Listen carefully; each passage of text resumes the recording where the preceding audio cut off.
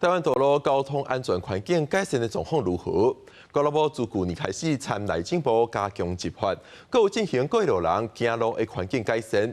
即阵也因为校园教育开始做结合新型科技，到学校做交通安全宣导。透过动会来看，要过车路、车顶道、正平倒平，甲对向拢有车过来，应该先注意到一台车咧。虽然你是绿灯，但是你还是要怎么样？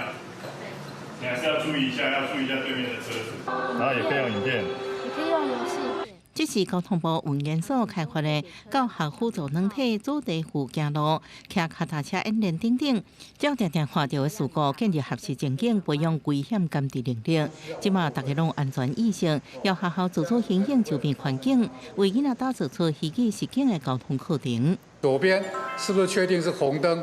学校附近有不少大货车经过文山国小，一直向学生囡仔宣导大车、内轮差的交通地形，透过 VR 装置都真清楚。之后让学生用上帝的视角，他可以看到他刚刚站在那边，为什么会被车子碾压过去？无注意内轮差，或者是过路无停等等，不幸车祸安尼悲剧，在虚拟实境当中感受过一摆，就真震撼。老师也设计导游，为配对游戏当中短熟悉各种基本的交通护志。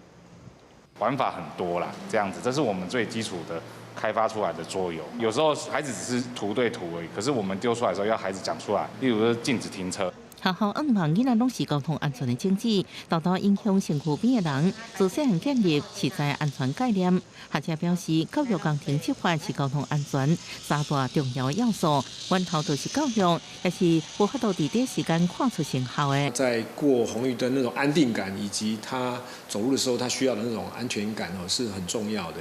那所以我们在整个系统的设计跟教育方式就必须要去做调整改变了。